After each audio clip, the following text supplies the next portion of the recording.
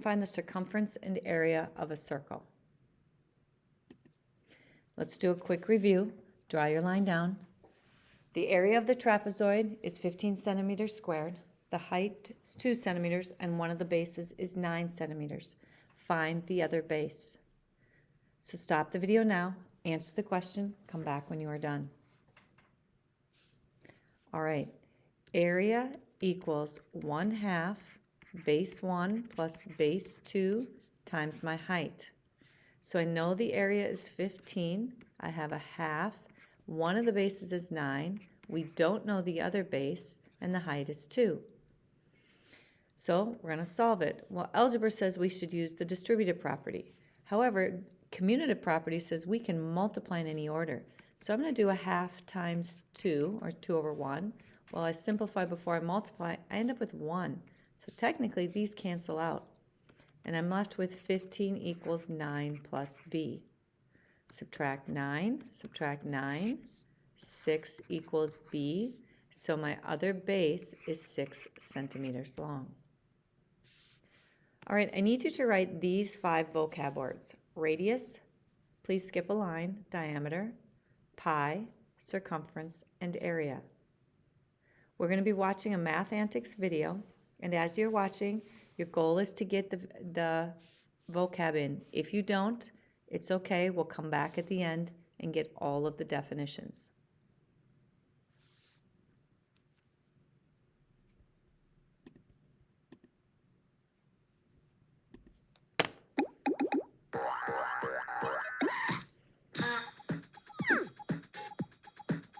Hi, welcome to Math Antics. We've learned a lot about geometry so far, but there's one really important geometric shape that we still need to cover, and that shape is a circle. Since the invention of the wheel, circles have been extremely important to all humanity. Grog make wheel. Thanks, Grog. In fact, you probably see circles almost everywhere you turn. But mathematically, what is a circle?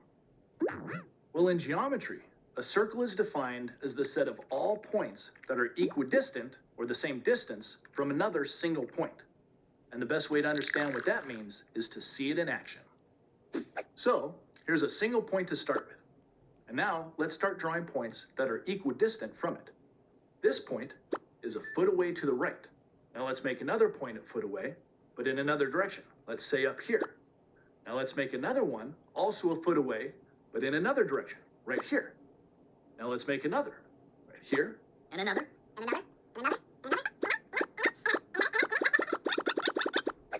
Phew, I'm getting tired. But do you see what's happening? The more equidistant points we add, the more the pattern looks like a circle. And that's why a circle is defined as the set of points that are equidistant from a center point. But of course, we usually don't see it as a set of points because there's infinitely many of them, so they form a continuous circle. Okay, now let's learn about the parts that make up a circle. First of all, we have the original point that we started with.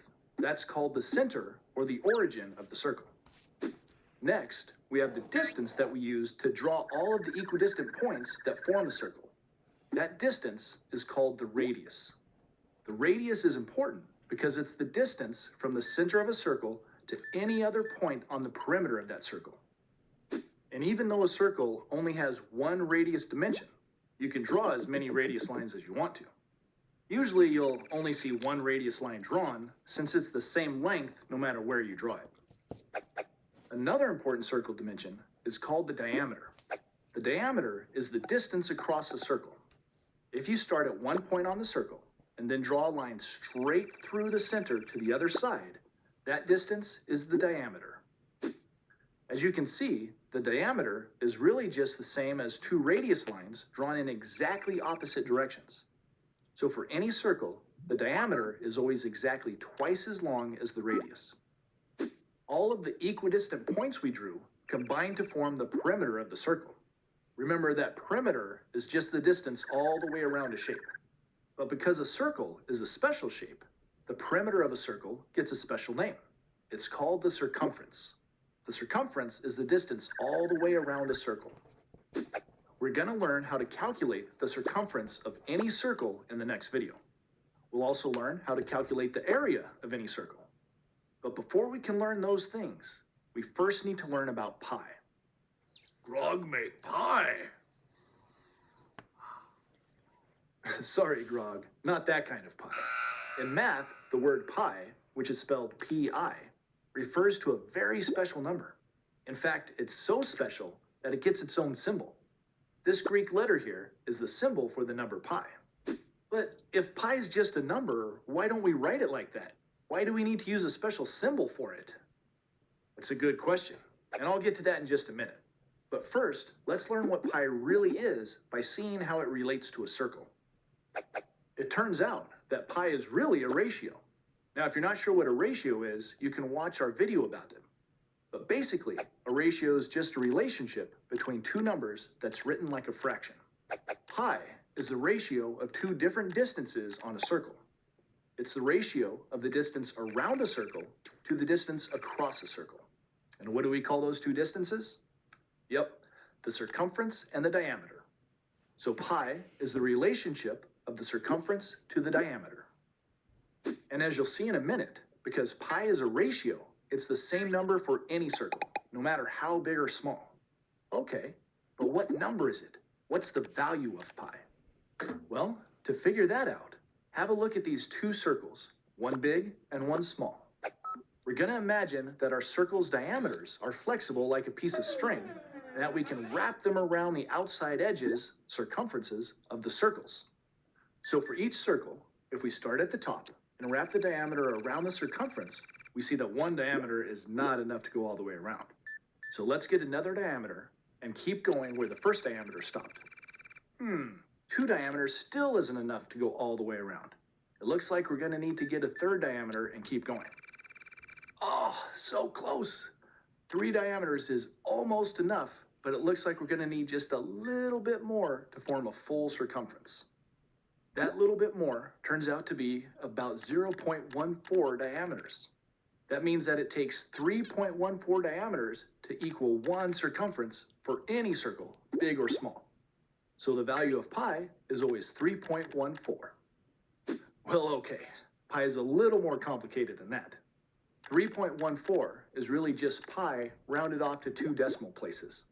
And we actually have to round pi off because it's a type of number that's called irrational.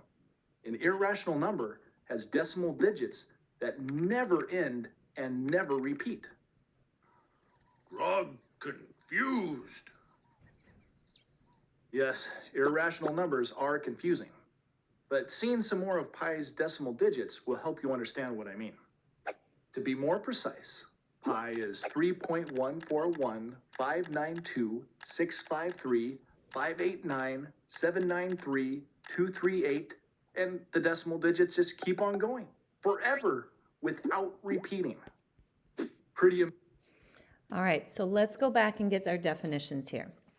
First of all, first one you should have is radius. Radius is the distance from the center to any point on a circle. Diameter, the distance across the circle through the center. So draw yourself a circle on your paper. We had that center point, so let's count that as the center. And then we need to go from that center point to the outside, and that's our radius. Then we go to any point, any line that goes through that center.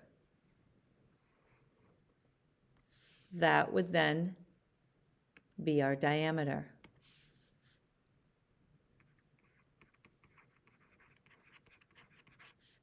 So a radius, one radius is half of the diameter, or 2 radiuses make a full diameter.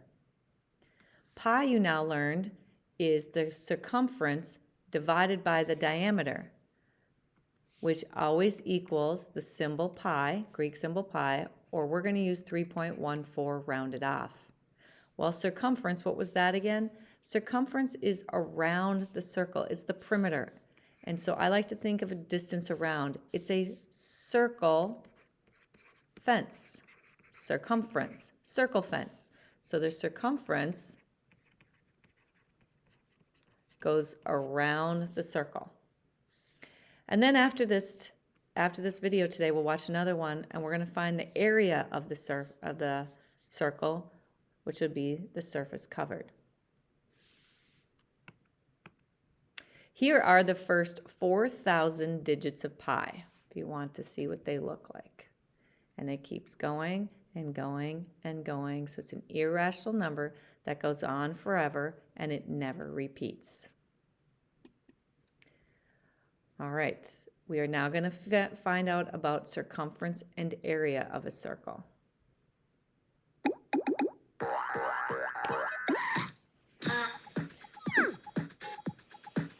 Hi, welcome to Math Antics. In our last video, we learned about circles, and we learned about a special ratio called pi. In this video, we're going to learn how we can use that ratio to calculate the circumference and the area of any circle. The formulas that we use to calculate circumference and area are so important that you should really memorize them. To help you do that, we're going to look at them side by side, and that will help you see their similarities and their differences so you don't get them mixed up. The formula for finding the circumference is circumference equals pi times diameter. And just like most formulas, we use abbreviations. C for circumference and D for diameter. So that's a pretty simple formula. It tells us that if we know the diameter of a circle, all we have to do is multiply that diameter times the number pi, and we'll get the circumference. Make sure you get that in your notes right now. The circumference will get each of the formulas. And we'll try that formula out in a few minutes. But first, let's see the formula for area. The formula for finding the area of a circle is area equals pi times radius squared. Again, we can use abbreviations to make it shorter. A for area and R for radius. Now this is a pretty simple formula too.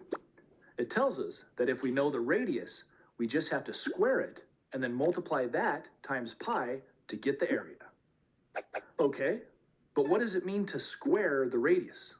Well, squaring a number just means multiplying it by itself.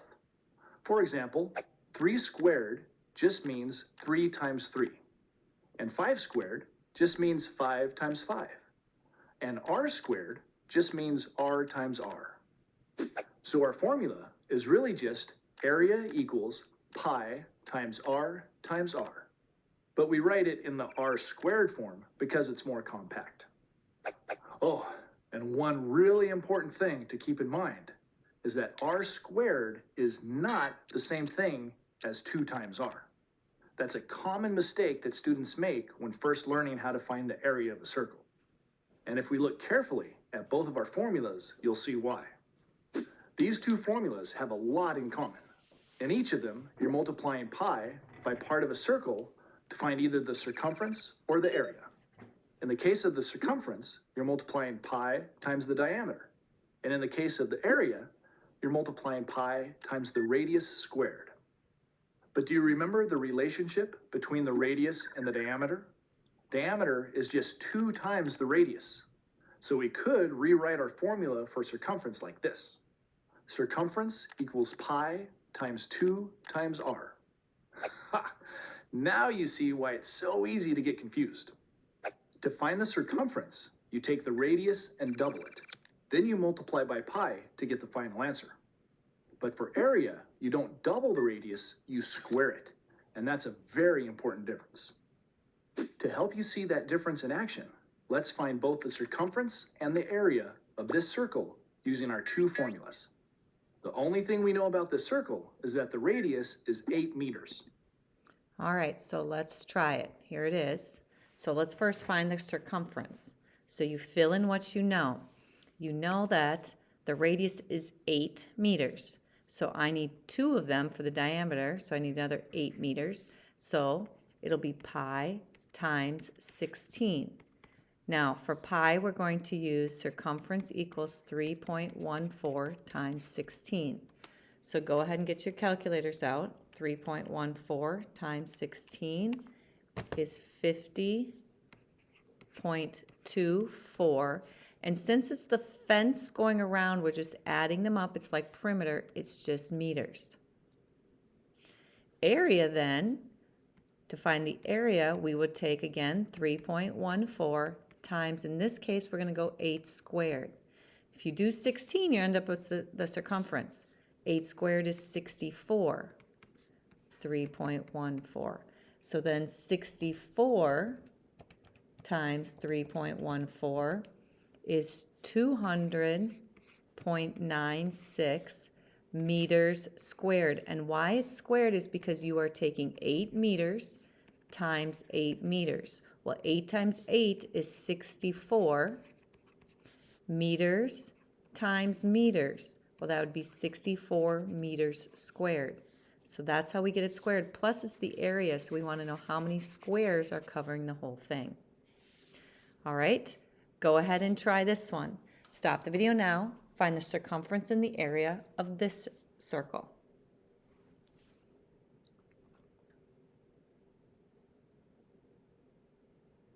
Okay, let's take a look. Circumference equals pi times diameter. Well, I have the radius here, so the diameter would be 24, so 3.14 times 24, and this is the work I should see. You should write your formula every time, and then you write your work underneath, and then you can use the calculator. Centimeters. Area would then be pi times radius squared. Our radius squared would be 12 times 12, which is 144. So we have 3.14 times 144, which gives us 452.16 centimeters squared. Okay, let's try another one. This time you're given the diameter. Go ahead and find your circumference and area. Come back when you are done.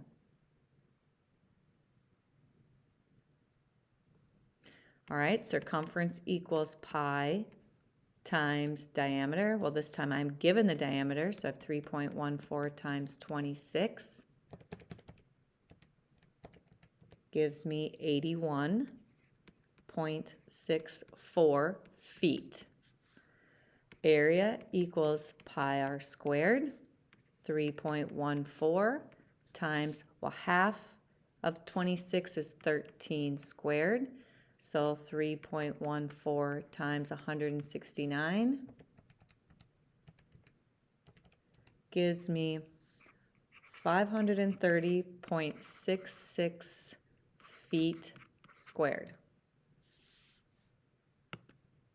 All right, here's a trickier way to do it. If I give you the area, can you find the radius and diameter? So this is why you need those formulas. Area equals pi r squared.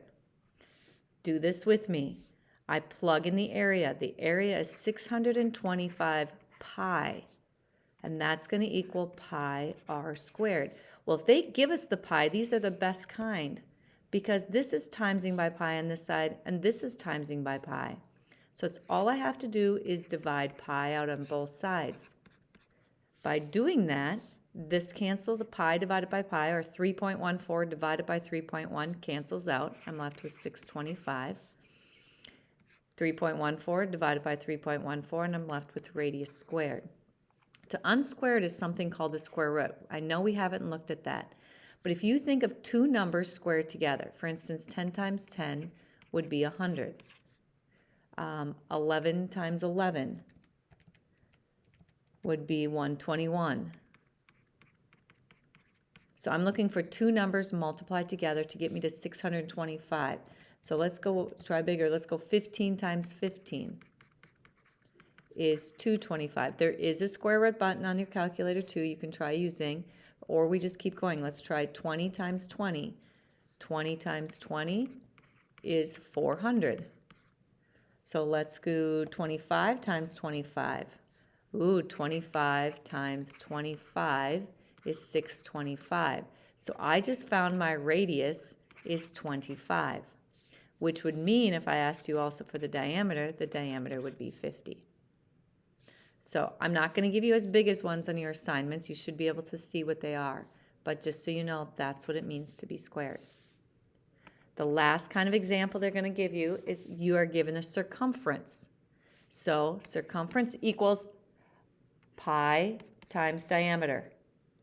So I have 150.72 equals pi times diameter. I don't know. Well, in this case, they don't have pi over here, so let's substitute in 3.14. Draw my line down. I would divide both sides by 3.14 to figure out my diameter. So 150.72 divided by 3.14 gives me 48 equals my diameter. So if my diameter is 48 meters, I now divide that by 2 to get my radius, which was 24 meters. Go ahead and begin your worksheet. You must make sure in TeacherMade there are no spaces, so when you put in 24 feet, you don't have space, and you have to use the squared button. It's a little key that looks like this in TeacherMade. You click that for it to get to be the 2.